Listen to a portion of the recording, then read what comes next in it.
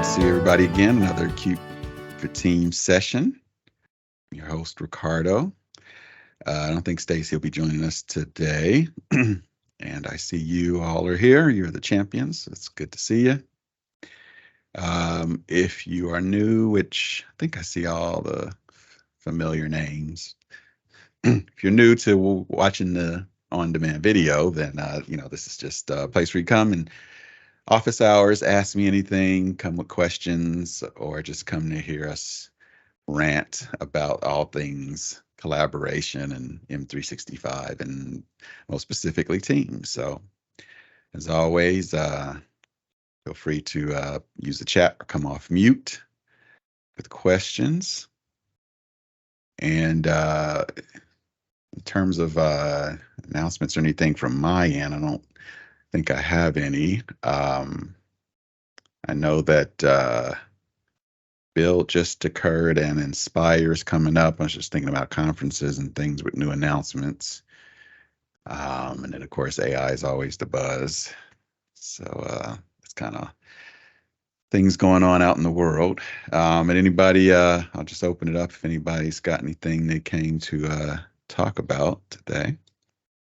See anything in the chat just yet? Oh, I guess I should share my screen here just in case. And do that there.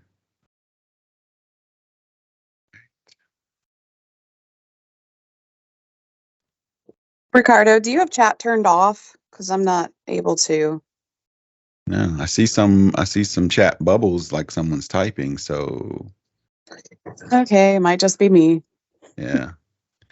And there's been 2 posts this morning already, so it's up and running. Okay, well, then I'll just go ahead and ask. We have someone on our team that was setting up a Teams meeting, and when they went in to change the meeting options to add or to make it so nobody but the presenters could go bypass the lobby, they didn't have that option. I still have the option, and so does the rest of our team. So have you seen that? The meeting options. So like these meeting options, you mean? Once they come up, of course. But you mean like turning off chat and all those kind of things? Yeah, so they had some of the meeting options. They didn't have all of them. And one of the biggest things was the lobby. He wasn't able to turn on the lobby. This is a co-organizer? He set up the meeting and he's missing like half of the meeting options. Huh. Let me, that's so, yeah, I hate hearing something's halfway there. I'd rather it be all or nothing. So that's kind of weird. I'm just trying to set up something here and see if I can duplicate that. But no, I had not heard anything about that.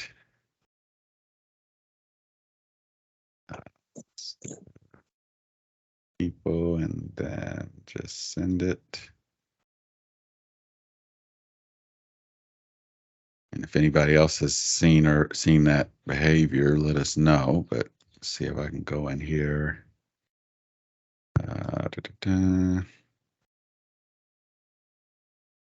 Meeting options.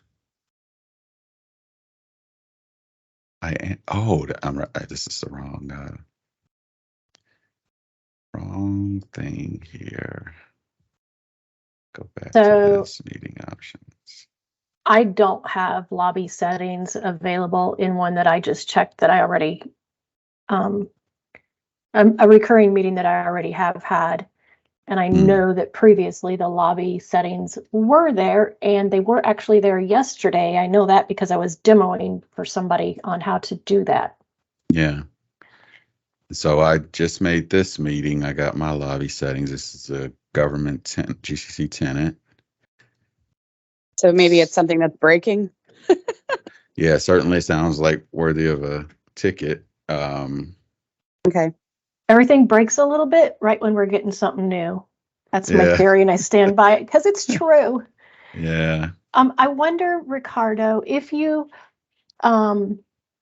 maybe in this meeting, if you go to the meeting options from within the meeting, so from your more and your settings, I Oh, wonder if it's there. so like you're talking about this Once you meeting. launch, once you Yeah, launched the meeting.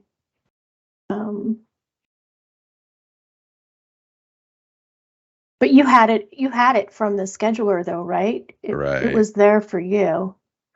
So I Yeah, wonder, it's still I think it there. was Amanda. I wonder if they had it available in their meeting once the meeting was launched.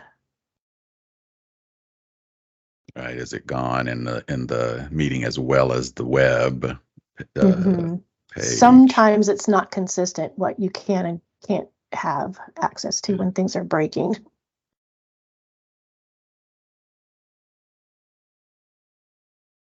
And for those that are maybe new to meeting options, as you're kind of seeing there, meeting options when you're in the meeting, which is great because that means you can do things on the fly. If you needed to, kill mics and cameras and or affect the lobby, even though the meeting has started, you got them in the meeting. But pre the meeting, you have it there in the three dots, meeting options within Teams, and then if there is a Outlook created for this, there'll be a little hyperlink in the Outlook email as well that would get you to this page. So just a quick 30-second primer on meeting options for those that may not be too familiar with it. But yeah, at least today, as of today, in this GCC tenant, all works as expected. So Amanda and any others might sounds like it might be worthy of a ticket. And I see comment in the chat, same experience, added a co-organizer, and the co-organizer could see the lobby settings, but you, I'm assuming, as the main organizer, could not. That's super weird. That's not cool at all. It's your meeting, and the co-organizer has more than you. So just this little sampling Yeah, suggests there is Ricardo, certainly something going on. Yeah. that was the person. Rowan is on our Oh, team, and he was the one that was setting up the okay. meeting. And Okay. then when I joined the meeting, I was able to then turn on the lobby, which Okay. was kind of crazy because I was selected as a co-organizer. Right. Okay. So at least between at least sounds like at least two orgs here in this in today's call, you're seeing some experience. So something's up for sure. It doesn't seem to be affecting me. I'm not seeing everybody in this meeting kind of chiming in that they're affected. So certainly worthy of a ticket for sure. And hopefully it's something simple or something temporary. Or I said it's just an omen towards some new feature trying to get launched. But it'd be nice if we didn't break something in order to launch something.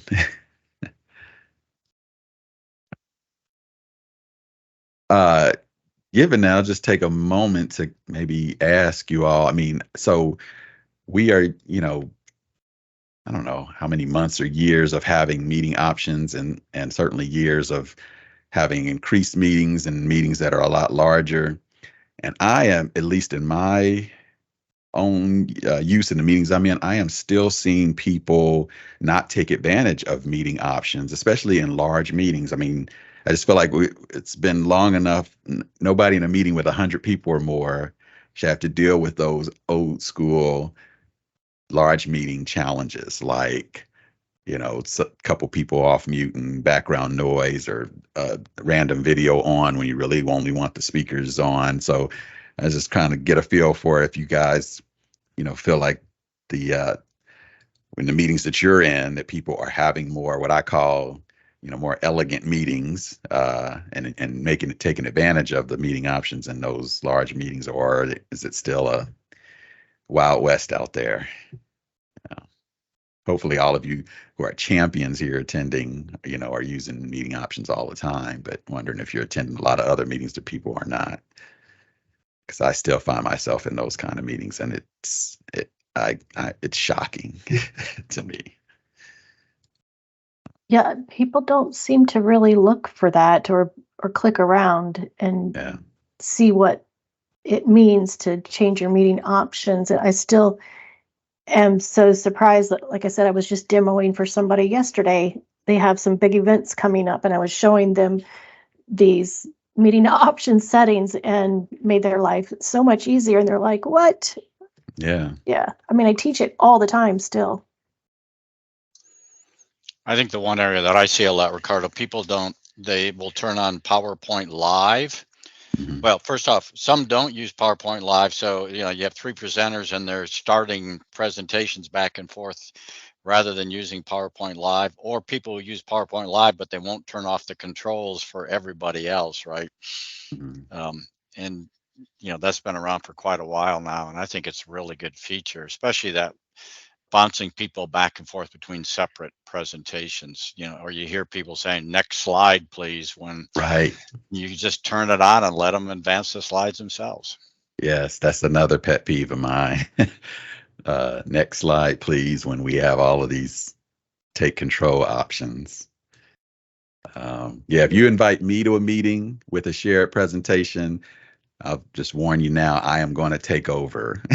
I'm not gonna ask you to do the slides for me. I'm just gonna take over and do what I know to do. I noticed in the chat I was trying to just duplicate a meeting created by Outlook to see if that issue was a Outlook thing, but still waiting for it to put the Outlook stuff or the meeting info in there for me. But yeah, I'm seeing some folks saying still Wild West.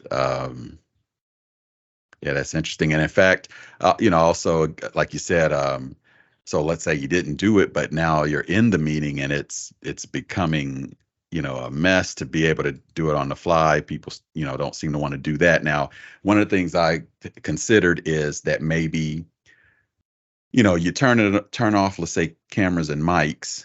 Well, now you've got to maybe specify who the presenters are, and you didn't do that in advance. And so especially maybe you got 10 presenters or something, that seems daunting to like suddenly mute everyone and then start handpicking who's a presenter.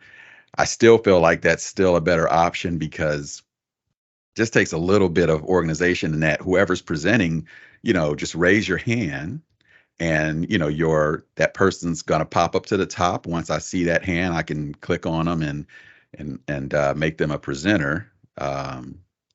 Maybe just one at a time, as opposed to going through a list of 100 people trying to find the presenters. So it feels like that little bit of effort is still better than just allowing the meeting to continue and hoping everybody continues to, monitor their mics and things like that. But I did think about that maybe people are get concerned about that piece, but that seems like a little bit of effort that goes a long way. So checking some comments here. In a Microsoft training yesterday, and alerts kept coming through the sound. I ended up leaving the training because it was too distracting. They had and their alerts kept coming through. You mean like someone was off The mute? trainers. No, Oh, yeah. so it was the trainers where they were speaking, and then every time someone asked a question, it was like ding, ding, Yeah. ding, ding. Like it was Yeah. so distracting. I know. Yeah.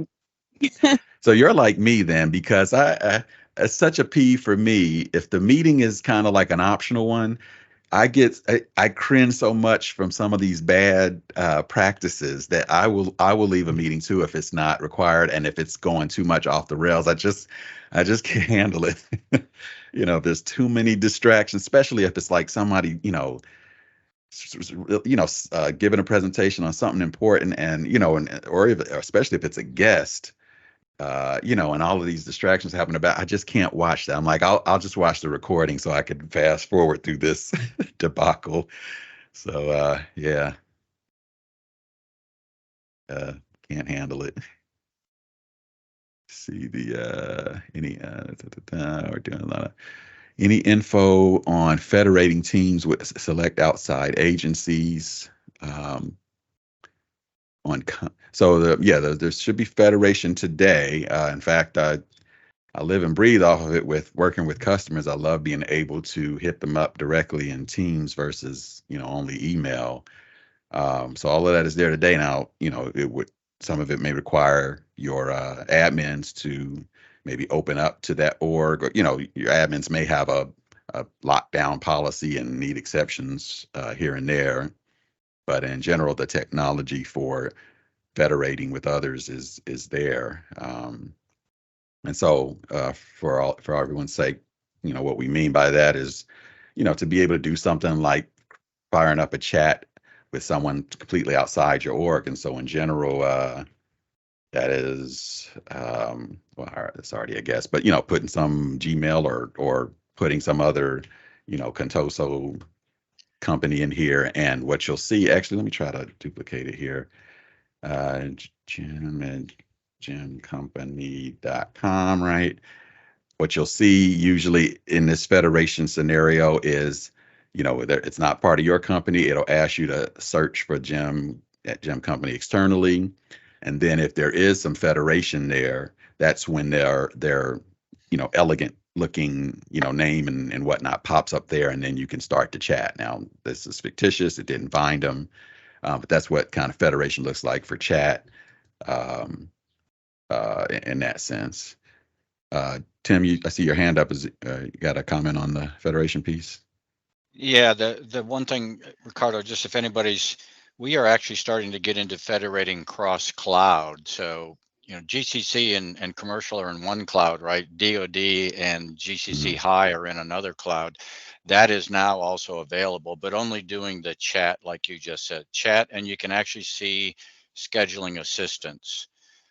Teams, I believe, is in preview in that mode. And once that comes, you'll actually be able to do shared channels between those two clouds. So essentially you can share documents. The key, we're trying to get to sharing documents. That's what everybody wants to do, right? Yeah. So just a point on it. And today, can you do that sharing through guest? I mean, I get yes. Shared channels is okay. So you can do that today with guests, but you want that shared channel. We have guests turned on, and just for those of you who might, we were able to limit the guests to, we can only invite people who are have a .mil or a .gov email address. So that then allowed the team owners to do the inviting. But that only works in the cloud, in the same cloud. So we can do that with commercial and GCC, but we can't do that with GCC High and DoD. So if you need to go to that other cloud, you're going to have to use the other technique. But if, like I said, guest access works real well too. The problem with that is people, for the guest access, people have to log out of the tenant they're in and go into the other tenant. Right. So they're jumping in. Whereas if you can do it with shared channels, obviously shared channels is a smoother way to do it, because you can stay within your tenant, right? Yeah. And I have like 6 different tenants, and I'm jumping, and every time I move out of one, I come back to the other. Something seems to break or go wrong. So it's easier if you can just stay inside of the application. So. Yeah, and we've talked about shared channels here in the past. And when we did, you probably could tell I'm a huge fan of them. I think I called them the best thing since sliced bread back then. I don't know if anybody on the line missed that one and needs a primer on shared channels, but yes, gets that seamless look from all people's perspective. I will say, you're right. The switching of tenants has been kind of a headache for people over in the past. The new Teams is attempting to make that a lot quicker. It's still a switch, but it happens a lot quicker, where people may not complain about it as much. But if you can use shared channels, then that's even better. I don't know if you've seen the new Teams look, but you're also getting like a red notification dot when something is happening in another tenant, which is nice too. That's one of the main headaches about those other tenants, what's going on there. I don't want to have to keep going into the tenant to see if I'm missing something or depending on my email notifications. So, but yeah, lots of federation options there. Let me see here. Doing a lot of federator. Pretty intensive to set up. Yep. Okay. And so, yeah, Stacy's not here today. I see you asked a question about documentation on the new meeting options. Yep. So, yeah, Stacy does have some documentation she's been trying to keep up to date. So we'll see, if she's got anything new on that. Because yeah, her document that she showed last week is pretty cool. Just jumping up in the chat here. Loop in GCC collaborative notes was released a preview today, and it looks really good. So any word on when Loop might be coming to GCC? So I thought it was here. Now, did they take it away? They took it away, Ricardo. And Yeah, there's nothing in the roadmap. Sometimes the stuff disappears. right. And again, talking about meetings, if you look at those collaborative notes, they're really cool because it sets up an agenda right inside the meeting, and people can start, typing. They can put in decisions. You can assign tasks to people. But Loops just totally disappeared off the roadmap for GCC about 6 months ago. So I didn't know if you had heard anything. That was the only because I knew what was there was only part of it. So it was certainly in flux. I wasn't aware that they had taken it completely. We saw it for a while, for a couple of weeks. We saw it in the desktop client on Outlook, and that was it. Mm-hmm. And even this is not right. This is a wiki. So that's not right either. I'm going to fire up my commercial just in case. Yeah, if you can show it, it's pretty cool. Yeah. And a question about let's see, is Loop and Copilot being integrated? I haven't heard that. They kind of have different functions. Just logging into my other tenant here. So I'm going to switch here. See what this looks like. But yeah, looking forward to a stable version of Loop hitting near DCC here. Let me just really quick scroll up the chat. I make sure I didn't miss anything. Yeah, okay, good. But yeah, just for everyone's sake, let's fire this up so you can see what we're all talking about.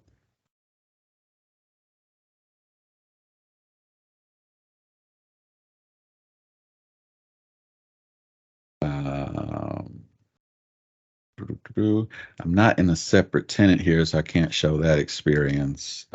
But yeah, we got, oops, bring this over here. We got Loop going on there. So for those unfamiliar, this is the Loop that we're talking about, basically real-time interactive components that I could start one here in chat and then kind of have that, shown somewhere else, email, things like that, different places, but still able to be edited by multiple people.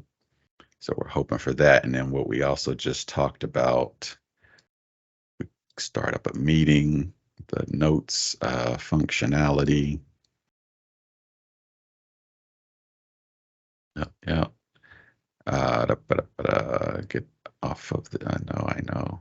Oh, and then don't let me forget to talk about this in a second, but get off of there. Do I need more people in this meeting? Possibly. I don't think you do, Ricardo. I was able to do it with just myself. Okay. So I'm forgetting where the meetings are. Where's my meetings? Notes.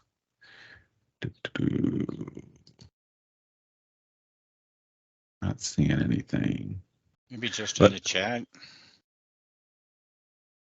Not seeing it. Let's see. Go here. Updates. Not seeing it. But while I'm here, though, this was added a little while back. The speaker view. We haven't talked about that here in this group. Obviously, going to be hard for me to really demo without more people and people with mics in this demo environment. But essentially, it is where the person speaking is the face that fills the screen, and the others are kind of off to the side, and it changes as new speakers, start speaking. It's become my de facto. So it is in GCC as well, I believe. Can anybody confirm that for me? I'm actually going over. Believe that. Yes, I just took a peek at my GCC one, so it's in GCC as well. Been there a little bit of time. It has become my preferred view for most of my meetings, other than ones where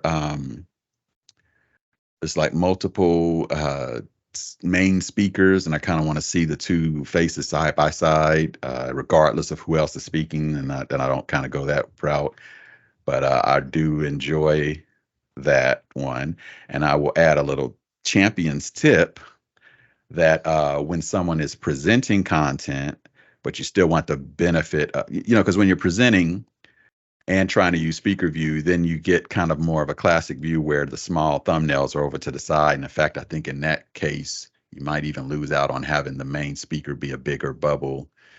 I pop out content when I want to continue to see the speaker view effect. So I just kind of pop that, whatever they're sharing out, either put it right next to this or on another monitor, and then I can still get this. I just like to see the big faces as they're talking. So that's a little tip there if you want to continue to see the speakers and not, and all their fidelity. So yeah, speaker view, I love it. And just checking the chat. Yep. So I don't know if anybody's been using that or if that's their new favorite toy, but it's pretty nice. Among other things, it lets you got 100 people in a meeting and someone starts talking, they bubble up to the top as opposed to kind of going into the people area and trying to see who's got their mic off and that kind of thing. It's useful for that. And some of you are liking my profile pic, I had to find someone with it, share my same level of swags. That's a short list. Anyway, and see, okay, let's see a screenshot in the chat with the loop there. Okay, awesome. Good. Kind of the big thing here, that was automatically generated as part of the team, as part of the meeting. I think that's what you were trying to show, but I didn't have to do anything. It just, put the agenda in and put in the tasks, and it's all right there in the meeting chat, and everybody in the meeting can jump in there and just start collaborating on it. Yeah. It's really nice. And so I'm going to just make a note, because I need to come to this meeting with a demo of that. I think of some of it is Teams Premium, but now that we're getting into this AI infusion into Teams, I mean, that's something we can start talking about and showing, even if it's preview or commercial or whatever. I think it would help for this audience to kind of see what's coming or what's there, and start to go through that, because it is some very cool stuff there. So make a note of that for a future session. Awesome. Well, I am glad you guys were able to join. Yep, we see each other again in a couple of weeks. Always, of course, check the web page, which is how you got here, because depending on vacation schedules and things here in the summer, the dates may change, right? This might slip a week or something like that between me and Stacy and our schedule. So just always be looking out for that. But appreciate everybody joining, and we'll see you next time. Thanks for watching. Be sure to like and subscribe, and check out the blog for more content.